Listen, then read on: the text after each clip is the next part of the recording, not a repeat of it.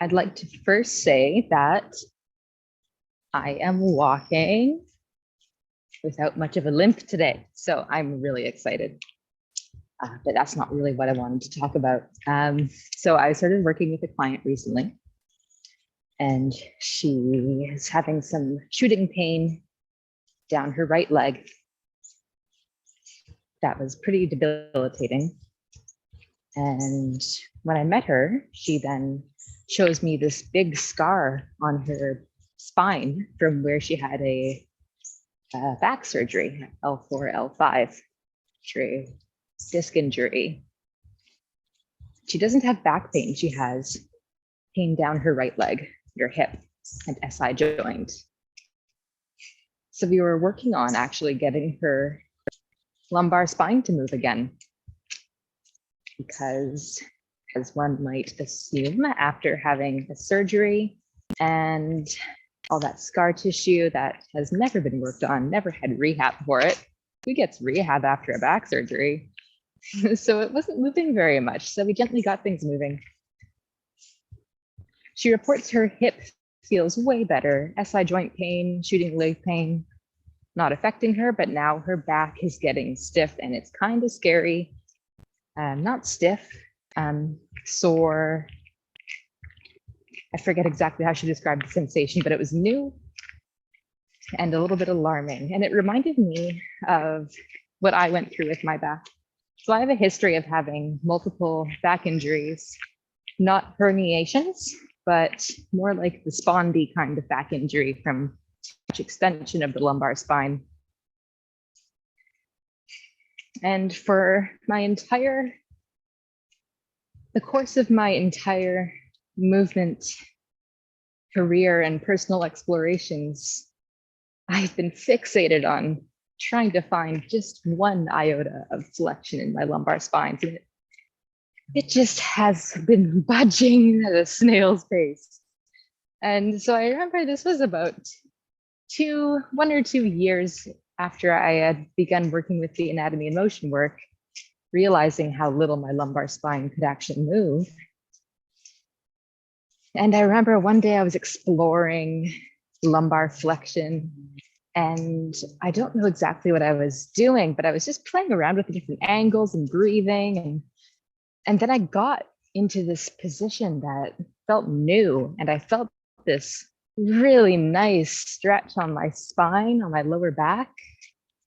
And I almost felt like this little click, like something adjusted in my rib cage or in my spine. There was a little sensation of adjustment.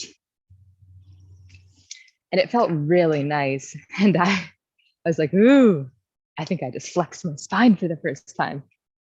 And then that was in the morning. So I went about my day. I was walking around and I was aware of my lower back. I was aware that it's kind of dark and spooky in here. I'm walking in the ravine. It's pretty nice, but my camera doesn't work so well in low light. It's a shitty old Android Samsung. Anyway, so over the course of the day, I was aware of my back, and I was aware of it becoming tighter and tighter and tighter, to the point where by the end of the day, it felt like I couldn't really move my back. And I was like, okay, this is weird. I went to bed, woke up the next morning. I could not move. I couldn't lift my arms. I couldn't move my legs. I couldn't flex or extend or side bend or rotate my spine. I couldn't move. All I could do was turn my head from right to left. Everything else sent shooting pains through my obliques, through my rib cage, through my lower back. It was wild.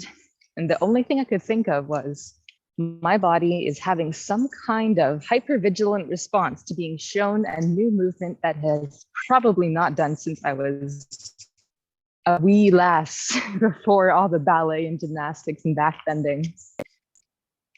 And naturally, when we perform a movement that is new, the body perceives newness as potentially threatening. And something that's potentially threatening, our body might want to protect us from, because our bodies are very intelligent. And if there's something that feels like it might cause us harm,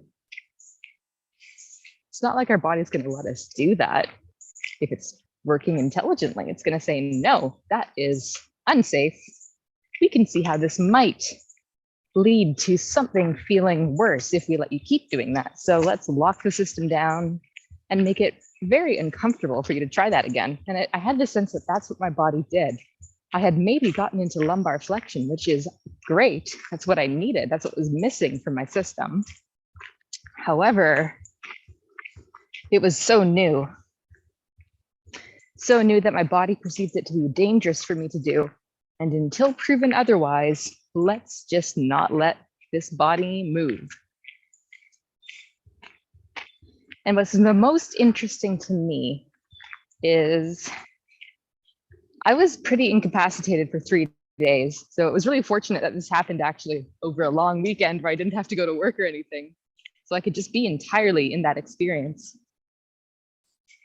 And I felt on a psychological level, there I am. I felt completely safe. I felt actually like this was going to be an amazing step forward. And I don't know how I knew that, because my body was giving me these danger signals, but I knew, whoever this passenger is in this body, knew that this was okay. And I don't know how I knew that. I just did. So, so people thought I was crazy because I actually went out for coffee with a friend and I told her what was happening. I was like, oh my God, I can't move my body. I have so much pain, but like, so good. She's like, no, pain isn't good. You should like go see someone. But I knew I was fine. So what did I do? I really gently explored spinal motion, lying on the floor in a range of motion that felt safe. I knew that the worst thing I could do was be stagnant and let my body stiffen up. The worst thing I could do was allow myself to be afraid. And just because my body was perceiving there was a threat, that wasn't the truth of the situation. The good thing about having a mind is that you can try to interpret the signals of your body, because the signals of the body are very primal and they don't necessarily know what's really happening on the outer world. Maybe they do better than my mind does. Probably most of the time, my body knows better than my mind. But in this case, I was able to see that this is going to be fine. Just keep your body moving in a way that feels safe, and this will pass. And you'll probably come out the other end a little bit better. And that's exactly what happened. 3 days later, I had no pain anymore. And you know what? I haven't had back pain since. This is someone who had really bad back pain all the time. And after that, I haven't had back pain since. Knock on wood, don't want to jinx myself. I've had other pain, like haven't been able to walk for the past 6 months, but look at me walk. Oh my gosh, I feel almost the same way about my foot problem right now.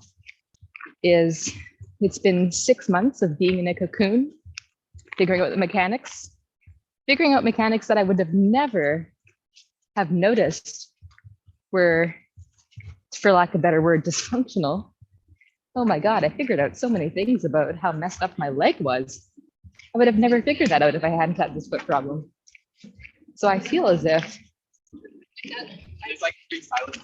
this is a bit of a blessing in disguise yet again. How there's so much to learn from our pain and our limitations, and just to stay curious throughout the process. It's almost like an invitation to re-emerge on the other side a little bit more aware and resilient, with a bit more respect for the thresholds that our bodies have, and having a greater knowing of what is appropriate and not appropriate to put our bodies through. Anyway, I always come back to that experience because it is so poignant to me how much of a gift it is to have experiences of pain. If we can just keep our heads above the water while we're doing it, so much beauty can come. That's all I have to say for now. Love your body.